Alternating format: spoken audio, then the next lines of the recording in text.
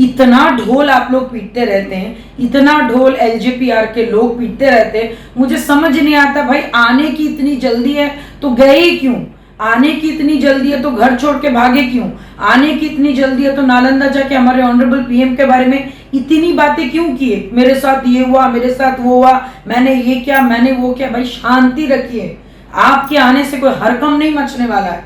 आपके आने से कोई बिहार की राजनीति में कोई उछाल नहीं आएगा स्टॉक मार्केट की तरह। आपके आने से एक वैल्यू एडेड होगा। लेकिन जो लोग ऑलरेडी हैं और काम कर रहे हैं, उन्होंने ऑलरेडी वैल्यू ऐड कर दिया है।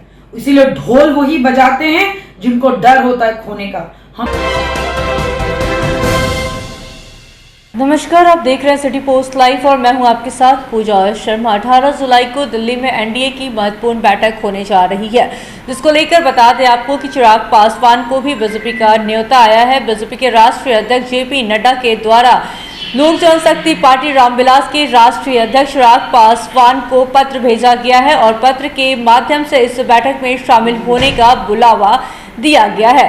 गौरतलब है कि चिराग पासवान ने कुछ ऐसी शर्तें रखी थी, जिसको लेकर अब कहा जा रहा है कि एनडीए ने ये शर्त मान ली है। इसी को लेकर अब ये कहा जा रहा है कि चिराग पासवान एनडीए में शामिल होंगे। वहीं केंद्रीय मंत्री पशुपति पारस एनडीए से अलग हो जाएंगे, जिसको लेकर अब चाचा की पार्टी की प्रमुख प्रवक्ता देवजानी मित्रा की प्रतिक्रिया सामने आई है। साफ तौर पर ये कहते हुए नजर आ रही है कि बीजेपी के राष्ट्रीय अध्यक्ष जेपी नड्डा के द्वारा हमारे मिनिस्टर यानी केंद्रीय मंत्री पशुपति पारस को भी न्योता आया है, आमंत्रित किया गया है। हम लोग ढोल नगारा बजाकर सब जगह नहीं बजाते, क्योंकि हम लोगों को डर नहीं है किसी चीज का। वहीं चिराग पासवान पर निशाना साधते हुए क्या कुछ कहते हुए नजर आ रही है, पहले आपको हम वो सुनाते हैं। जेपी नड्डा जी का लेटर को लेकर अचानक से चिराग पासवान की पार्टी इतना शोरगुल मचा रहे थे कि हमारे ऑनरेबल मिनिस्टर आउट तो वो इन, तो ये आउट तो वो इन, मतलब सारे लोगों को आउट करके चिराग जी को सर पे बैठा के क्या कहते हैं हमारे बीजेपी के राष्ट्रीय अध्यक्ष जो है वो लेके घूमेंगे। लेकिन सारी बातें चारों खाने चित हो गई जब ये लेटर आपके सामने हमारे ऑनरेबल मिनिस्टर को भी आया है। 18 जुलाई को जो कैबिनेट का विस्तार होगा उस मीटिंग में हमारे ऑनरेबल मिनिस्टर भी जा रहे हैं। इतना ढोल आप लोग पीटते रहते हैं, इतना ढोल एलजेपीआर के लोग पीटते रहते हैं। मुझे समझ नहीं आता भाई, आने की इतनी जल्दी है तो गए ही क्यों? आने की इतनी जल्दी है तो घर छोड़ के भागे क्यों? आने की इतनी जल्दी है तो नालंदा जाके हमारे ऑनरेबल पीएम के बारे में इतनी बातें क्यों किए? मेरे साथ ये हुआ, मेरे साथ वो हुआ, मैंने ये किया, मैंने वो किया। भाई शांति रखिए। आपके आने से कोई हरकम नहीं मचने वाला है। आपके आने से कोई बिहार की राजनीति में कोई उछाल नहीं आएगा स्टॉक मार्केट की तरह। आपके आने से एक वैल्यू एडेड होगा। लेकिन जो लोग ऑलरेडी हैं और काम कर रहे हैं, उन्होंने ऑलरेडी वैल्यू ऐड कर दिया है।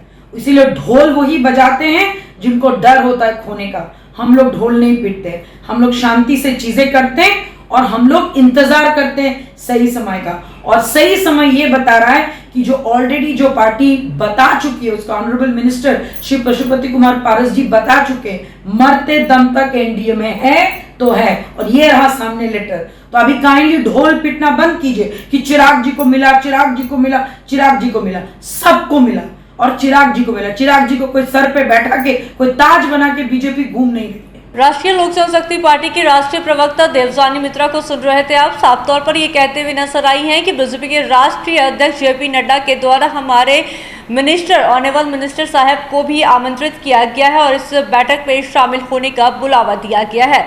लेकिन हम लोग ढोल नगारा पीट कर पूरे हर किसी को बताते हुए नहीं चल रहे हैं। वहीं उन्होंने चिराग पासवान पर भी निशाना साधते हुए कहा कि चिराग पासवान के आने से कोई भूचाल नहीं आ जाएगा राजनीति में, उनके आने से कुछ नहीं होने वाला, सिर्फ एक वैल्यू बढ़ेगी, उससे ज़्यादा और कुछ नहीं होने वाला है। वही जो लोग कह रहे हैं कि चिराग पासवान एनडीए में इन और केंद्रीय मंत्री पशुपति पारस आउट, तो हम बता दें आपको कि वो कभी भी बाहर नहीं जाने वाले हैं और मरते दम तक हमारे नेता यानी केंद्रीय मंत्री पशुपति पारस एनडीए में ही रहेंगे। ये कहते हुए नजर आई देवजानी मित्रा।